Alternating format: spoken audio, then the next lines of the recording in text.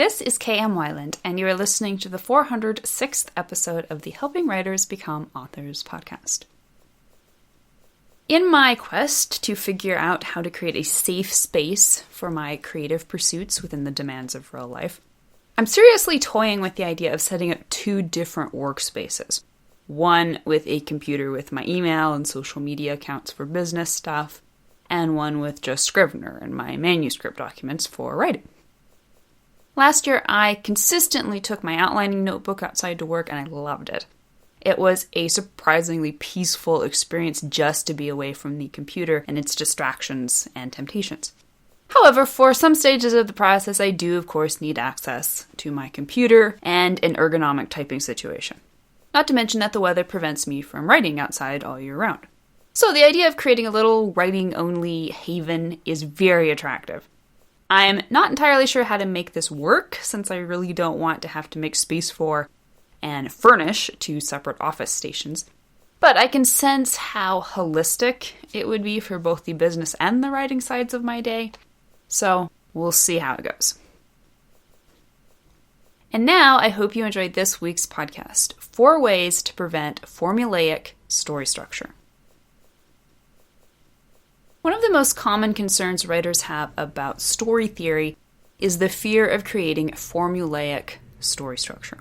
If you're following a set pattern of dictated beats for your story, then won't your story lack originality? Won't readers see the expected plot turns coming from a mile off? Indeed, won't story structure inhibit your creativity by forcing you to conform to a preconceived format? These are all valid questions. Fiction is an art. And as artists, most writers enter the arena wanting to give free rein to their imaginations. It's all about self-expression and creative abandon. Structure sounds, well, too structured. Add to that the fact that we can all look to certain genres and immediately start pointing out similarities, tropes, and cliches. We don't want our stories to look like that. But if we have to follow formulaic story structure, isn't that exactly what we're doomed to? So let's examine these questions a little more microscopically, and then talk about how you can take advantage of story structure without worrying about your stories becoming formulaic. So yes, it's true. Story structure is a formula. 3 acts, 7 major turning points. The reason story structure even exists as a concept is because writers, over time, have recognized and analyzed and broken down the patterns that arise consistently in almost all successful stories, across centuries, nations, cultures, religions, and genders. These patterns exist for a couple reasons. Number 1, they are reflections of the similar patterns that span the human experience. Unique as we each may be, we are all on essentially the same journey. We are born, we struggle, we die.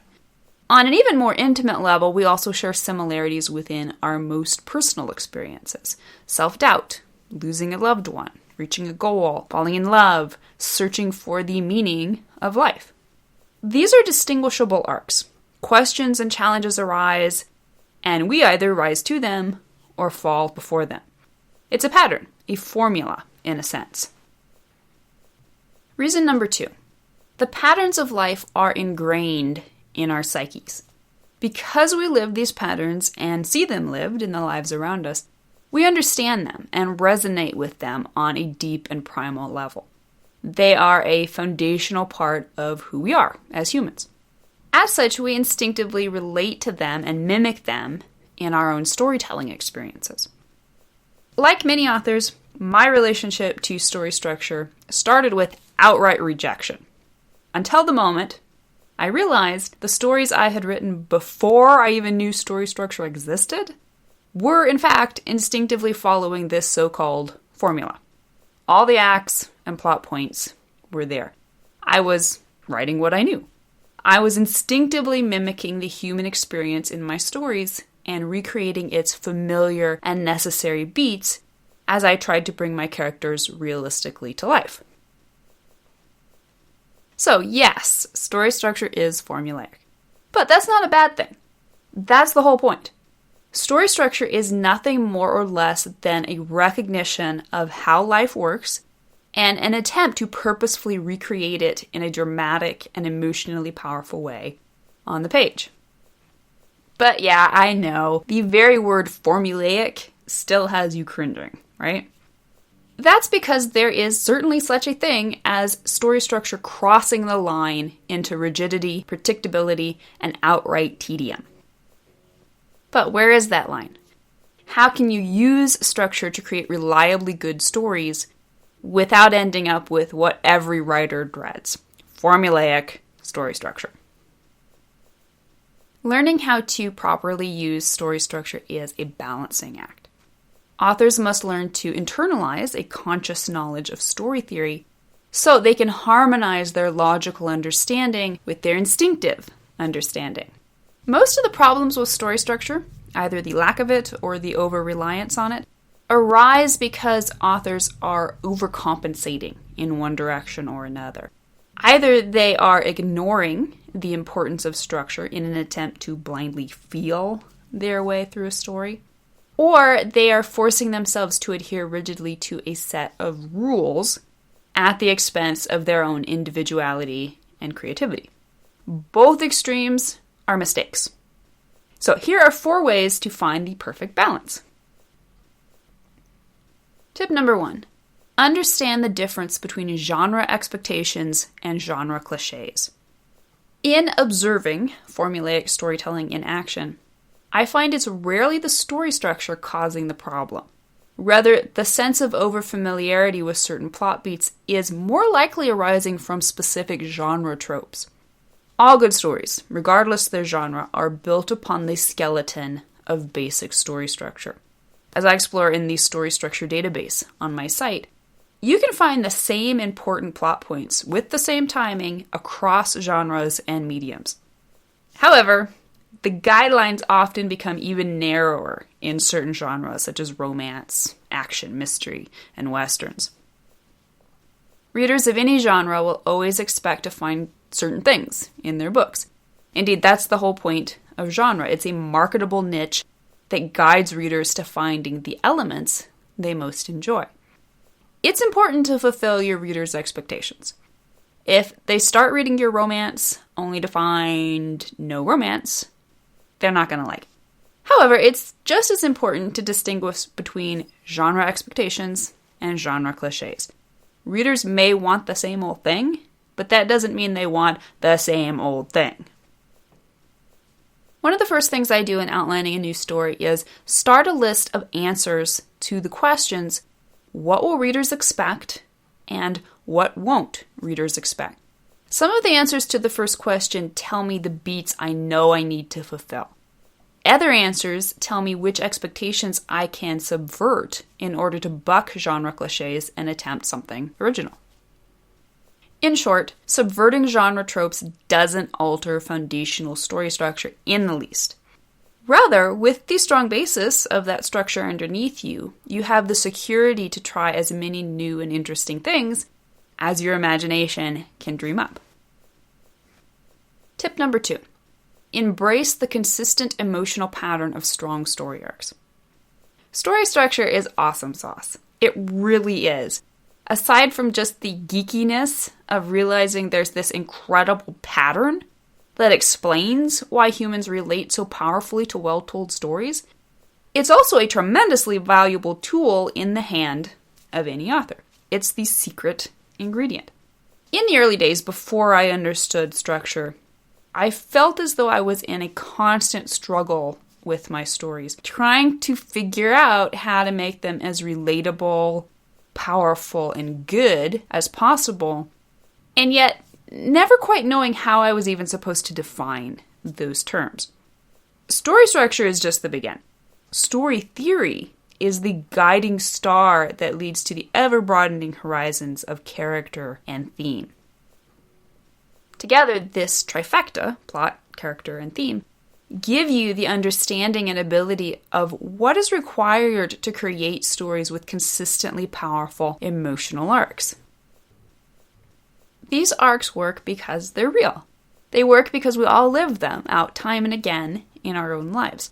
They work because in understanding how life works, we instantly understand how to better comment upon it via realistic and compelling characters. In short, don't fight story structure. The irony is that avoiding it probably will not help you write stories that are less formulaic. Indeed, embracing story structure is the first step to a wider world of true originality. Tip number 3. Learn structure, trust the structure, fly free. When you're first learning story structure, it can feel clunky. You just want to write this big, beautiful story bubbling out of you. But now you have all these rules and regulations you're supposed to be aware of. You're trying to make your logical brain and your creative brain work at the same time, and it often feels awkward. But stick with it.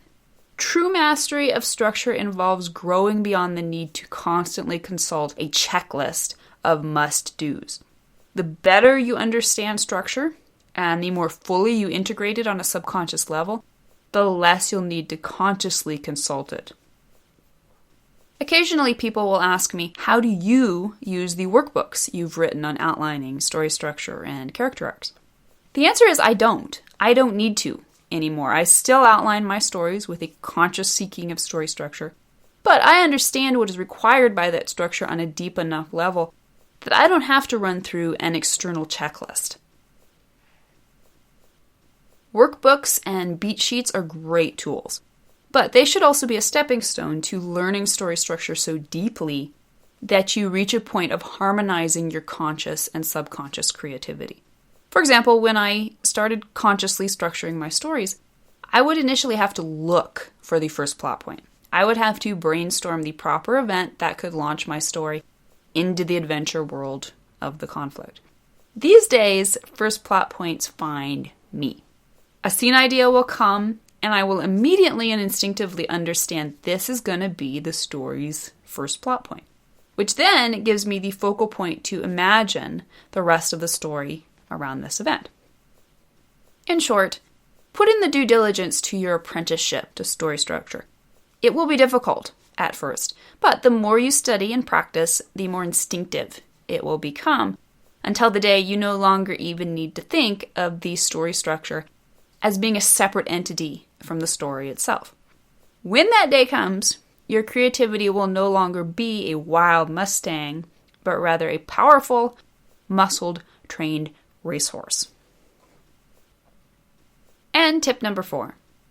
Accept imperfections and deviations from ideal story structure. So, the rules. Some writers love them so much they burrow into them like a mound of comfy blankets. Other writers immediately go all wild-eyed and flee as if their lives depended on it. Not surprisingly, reality lies somewhere in between. Story structure is more than a guideline. It's important because it is almost universal in its ability to create stories that work. Story structure is a precise science, but it's not an exact science. A few years ago, the website Slate notoriously posted about how Blake Snyder's book Save the Cat and its script writing beat sheets had turned Hollywood movies into robotic clones. The article's author, Peter Suderman, contrasted this with the more general exploration of story theory as presented in Sid Field's screenplay and Robert McKee's story. He wrote that screenplay gurus like Sid Field and Robert McKee touted the essential virtues of three-act structure for decades. For Field and McKee, three-act structure is more of an organizing principle, a way of understanding the shape of a story. Field's story paradigm, for example, has just a handful of general elements attached to broad page ranges. Field and McKee offered the screenwriter's equivalent of cooking tips from your grandmother, general tips and tricks to guide your process. Snyder, on the other hand, offers a detailed recipe with step-by-step instructions. Now, I'm not anti-cat in the least. It's full of great and practical advice, but this approach is far more formulaic than the kind of integrated understanding of story that I'm talking about.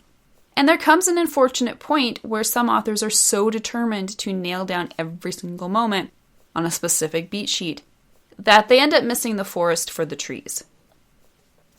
Even the 7 beats of story structure in their respective timings, as I teach them, don't have to be adhered to rigidly. There's breathing room. The story is still king, even though you must be in tune enough with good storytelling to really understand what your monarch is telling you. In short, I've yet to write a story that was perfectly structured. I don't even know if I've even read or watched a story that was perfect. So don't sweat it. An understanding of why certain beats are important is much more useful than a blind adherence to checklists and timelines. Don't get hung up on the concept of story structure. Even the word sounds a little bit like a straitjacket, doesn't it? Instead, focus on the underlying story theory. Suddenly there's room to breathe once more. The only reason story structure is important is because it is the fundamental principle that has arisen from story theory, from the exploration of transforming the abstracts of storytelling into the concrete facts of technique. Story structure exists, there's no denying that, but from that realization, it's just one exciting step to gaining the skills to consciously implement that structure in your stories in a holistic and personal way. Thank you for listening to the Wordplay Podcast. To read a transcript of this episode, you can visit my website at helpingwritersbecomeauthors.com. And be sure to check back again next week.